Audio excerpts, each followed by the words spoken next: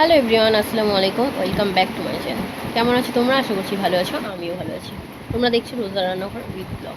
আজকে আমার রেসিপি ইলিশ মাছ ভাজা। মাছ বাছার জন্য আমি সানে চলে এসেছি। একটি চামচের সাহায্যে আমি আঁশগুলো তাড়াতাড়ি তুলে নেওয়ার চেষ্টা করছি। চামচের সাহায্যে করলে আঁশগুলো খুব তাড়াতাড়ি ছাড়ানো যায়। একটি মাছের আঁশ ছাড়ানো হয়ে গিয়েছে, আবারও আমি একটি মাছের আঁশগুলো ভালো করে ছাড়িয়ে নিচ্ছি।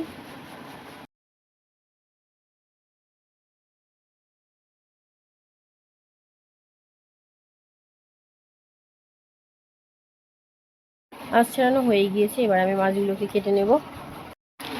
জানি না কেমন মাছ ভাজাটা হবে, বাড়ি নিয়ে গেলে কি বলবে।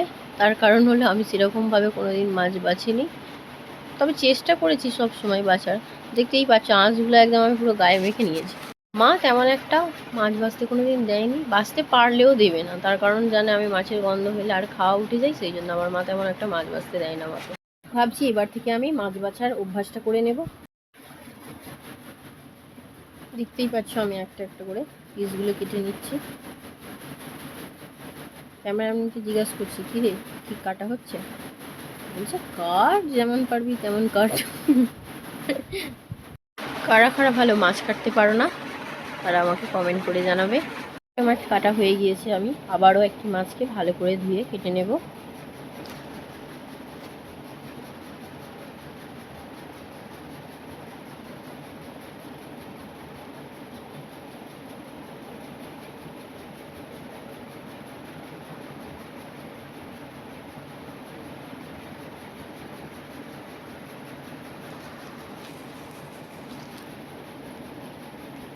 সব থেকে মজার বিষয় হলো এই মাথাটা কাটতে গিয়ে তো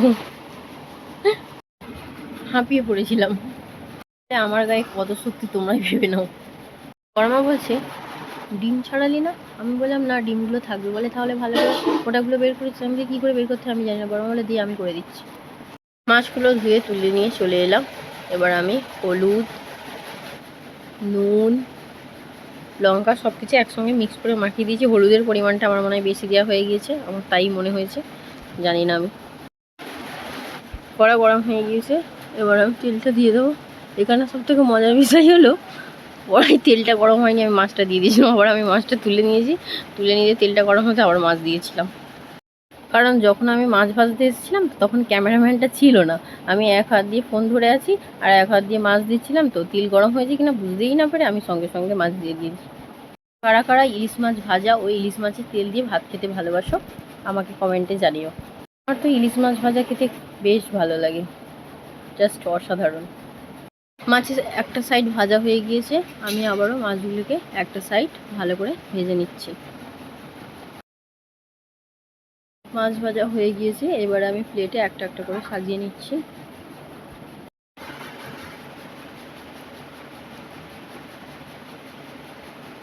বৃষ্টিও এসে গিয়েছে সাথে সাথে ভিডিওটা করতে গিয়ে। ওয়াও,